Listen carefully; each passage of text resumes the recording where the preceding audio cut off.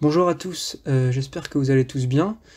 Donc je vous propose une vidéo sur le chapitre 3 de géographie, habiter un espace de faible densité à vocation agricole. Donc pour revoir avec vous les connaissances principales euh, utiles pour ce chapitre, et aussi pour revoir la méthode pour faire un croquis, donc un dessin. Donc premièrement, qu'est-ce qu'un espace de faible densité? Donc un espace de faible densité, c'est un espace où la population est peu nombreuse, car la densité de population, c'est le nombre d'habitants par kilomètre carré. Donc ce sont les espaces qu'on avait étudiés, comme par exemple le Sahara, le désert chaud du Sahara, les montagnes d'Himalaya, ou encore celles des Alpes en Europe. Aujourd'hui, combien de personnes vivent à la campagne? Donc, grâce à ce diagramme, on peut voir qu'il y a environ 47% de la population qui vit à la campagne, c'est-à-dire qui vit en dehors des villes. Donc, on a vu pendant le chapitre 1 qu'il y avait environ 65% de la population qui habitait en ville, donc dans des métropoles ou dans des petites villes. Et il est donc logique que le reste de la population, donc les 45% restantes, vivent à la campagne. Donc ce diagramme nous montre aussi que la part de la population rurale diminue depuis le début du XXe siècle et continuera à diminuer. Donc là encore, ça va de pair avec ce qu'on avait vu au premier chapitre de géographie, lorsqu'on avait vu que la croissance urbaine allait s'accroître encore au cours du XXIe siècle, c'est-à-dire le siècle où nous vivons. Alors, qu'est-ce que l'agriculture? Question centrale pour étudier ce chapitre. Donc l'agriculture, c'est une activité qui consiste à cultiver le sol pour produire des végétaux. Donc c'est aussi lié à l'élevage, qui est le fait d'élever des animaux, s'occuper d'eux, pour ensuite récolter certains produits, donc par exemple de la laine, de la viande, du lait. Donc on a vu au chapitre 2 d'histoire que l'agriculture et l'élevage ont une histoire, justement, et qu'ils n'ont pas toujours existé. Pendant la plupart du temps que l'homme a passé sur Terre, il était chasseur-cueilleur et nomade. Et c'est qu'au moment de la révolution néolithique, donc en moins 10 000 avant notre ère, que l'être humain est devenu un agriculteur, un éleveur et un sédentaire. C'est-à-dire qu'il vivait au même endroit, au sein de villages, pour cultiver la terre, en l'occurrence. Donc on comprend que l'agriculture existe depuis environ 12 000 ans.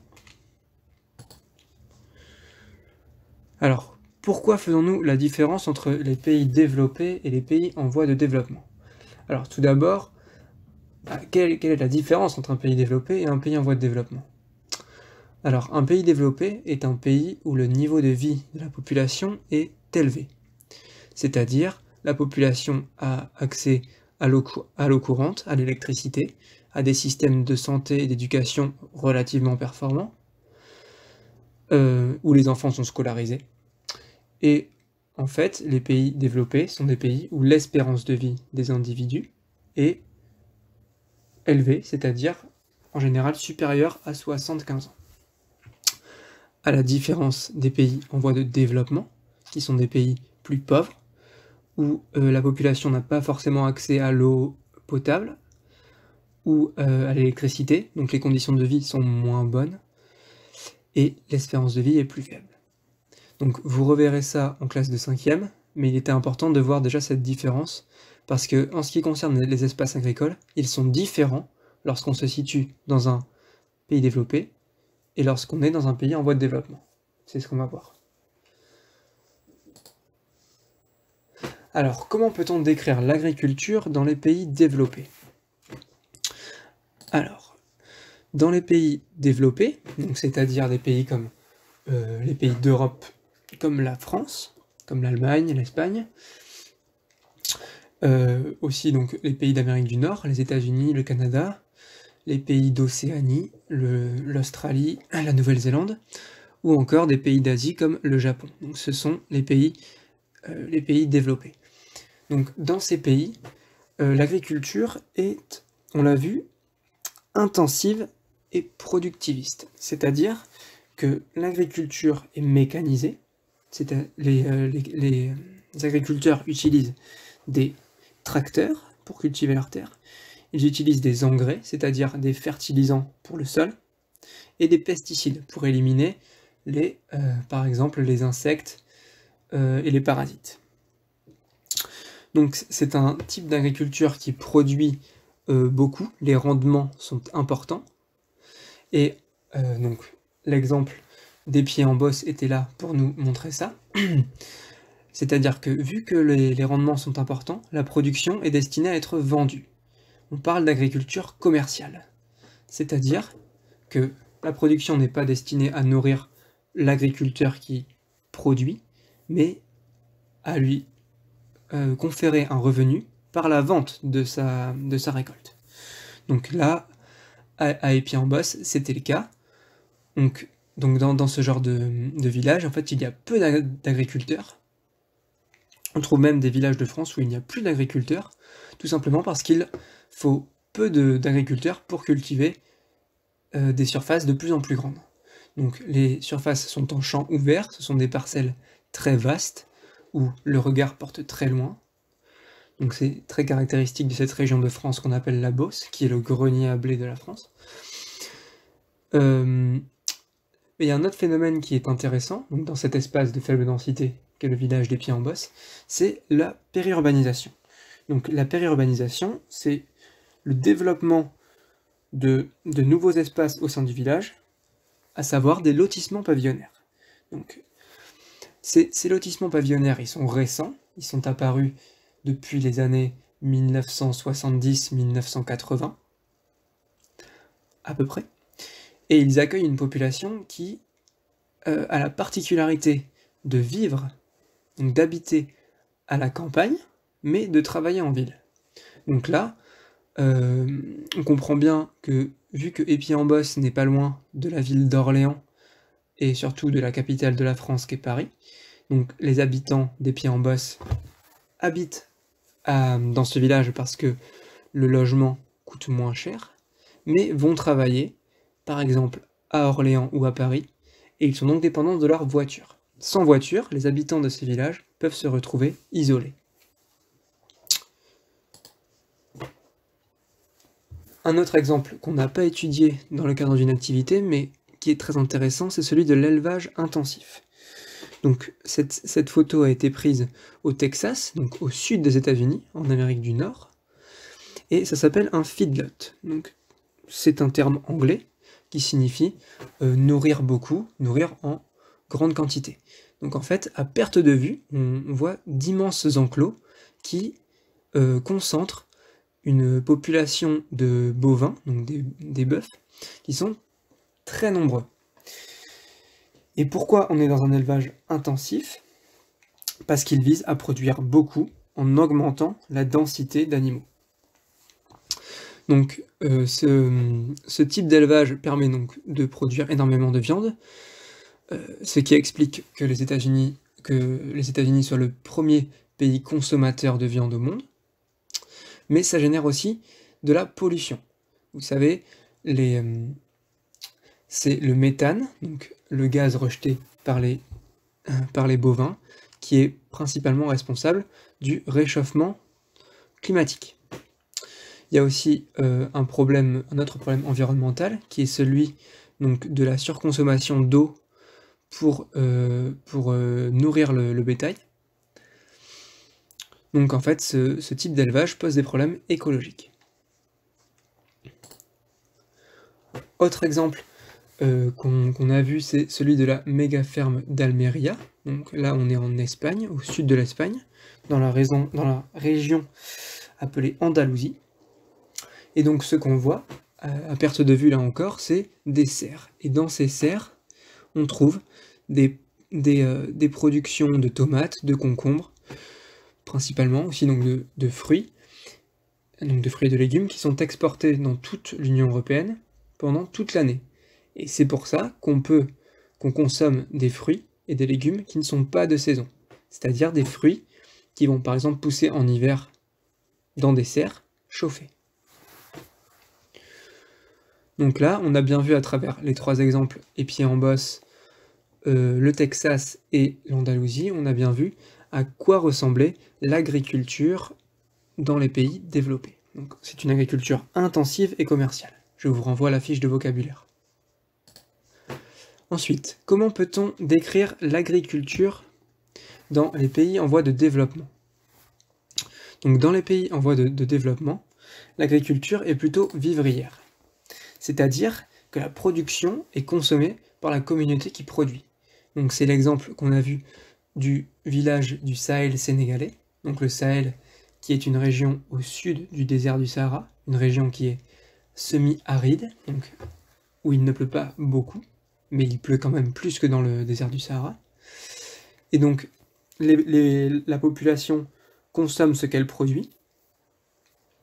On a un mode de vie qui est communautaire, comme on le voit sur la photo, mais ça nécessite beaucoup de main-d'œuvre. C'est-à-dire que l'agriculture n'est pas mécanisée, elle n'est pas productiviste, non, elle est vivrière et elle a donc besoin d'une main-d'œuvre qui est très nombreuse.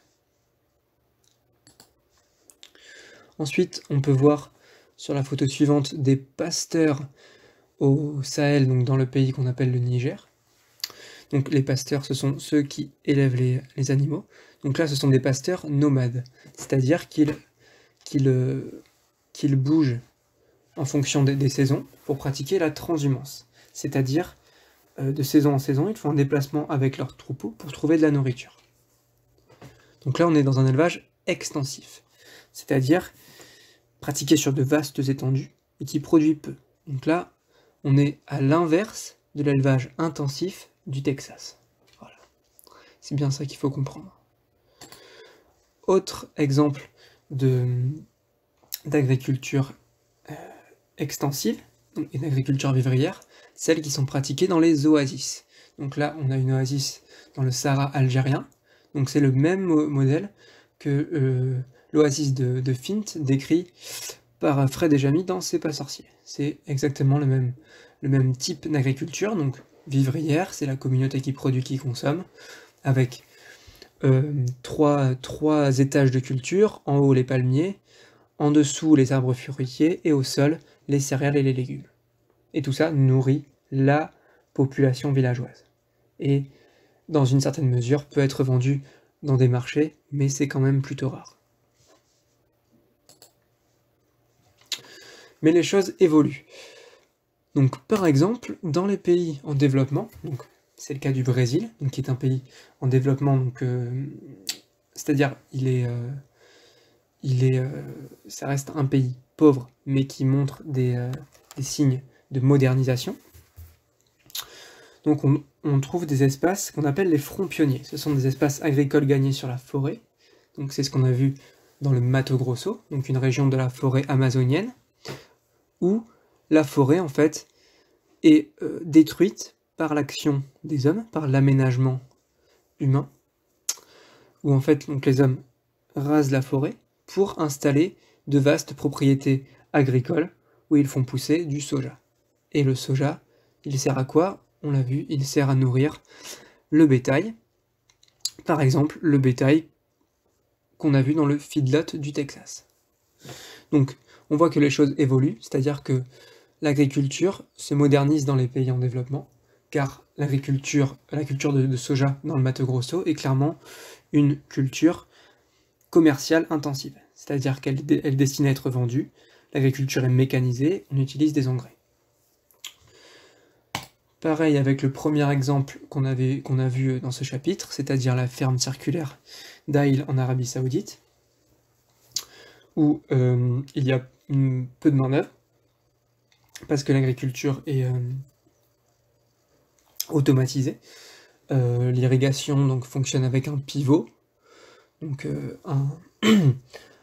un forage est fait au centre du champ et il permet donc d'arroser ce champ qui a la forme d'un cercle, d'où le nom de ferme circulaire. Donc là encore, c'est un exemple d'agriculture intensive et commerciale qu'on trouve dans un pays en voie de développement, à savoir l'Arabie Saoudite. Donc enfin, les choses évoluent aussi dans les pays développés. Donc là, c'est l'exemple de la ville de Détroit aux États-Unis, où la population urbaine, donc les habitants des villes, ont créé un jardin partagé pour cultiver et consommer ce qu'ils cultivent. Donc là, en l'occurrence, on est bien dans un pays développé, donc, qui est même le pays le plus riche du monde, les États-Unis, mais où il y a une agriculture vivrière. C'est-à-dire que la production est consommée par la communauté qui produit. Donc les choses évoluent, à la fois dans les pays développés et dans les pays en développement. La géographie n'est pas figée. Donc pour résumer, les espaces d'agriculture intensive se situent principalement en Europe, en Amérique du Nord, alors que les espaces d'agriculture vivrière se situent en Asie, en Afrique et en Amérique du Sud. Mais on voit que les choses évoluent avec le développement des fronts pionniers, donc des espaces agricoles gagnés sur la forêt, en Amazonie, en Afrique centrale et en Indonésie. Voilà, donc je vous renvoie vers ce tableau de conclusion qui permet donc de bien comprendre en fait quelles sont les différences entre les pays riches et développés et ceux en voie de développement. Donc revoyez bien ce tableau en même temps que le planisphère et que la fiche de vocabulaire, c'est là qu'il y a vraiment les choses les plus importantes de ce chapitre. Alors, maintenant je vais essayer de vous expliquer rapidement la méthode pour faire un croquis. Donc un croquis, c'est une représentation de l'espace en géographie, donc sous forme de dessin. Donc, je vous conseille de partir d'une image satellite, donc c'est-à-dire une vue verticale droite, donc une vue aérienne verticale, pardon. Pourquoi? Parce qu'elle permet de voir vraiment l'espace dans son ensemble. Donc en l'occurrence, le village d'Épied-en-Bosse, là, est parfaitement visible. On voit bien au centre le village, avec donc ces différents espaces, le village ancien, le village récent avec les pavillons de banlieue, les lotissements pavillonnaires, et tout autour, les champs ouverts, donc champs de blé principalement.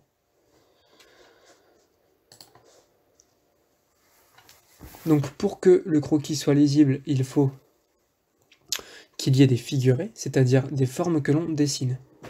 Donc par exemple, si je veux représenter une ferme sur mon croquis, d'Épied-en-Bosse, je peux faire un cercle, un petit cercle, qui représentera un bâtiment agricole. Si je veux dessiner un champ de blé, je peux faire une surface coloriée. Enfin, si je veux dessiner une route, je ferai un trait. Donc ça, c'est ce qu'on appelle le langage cartographique.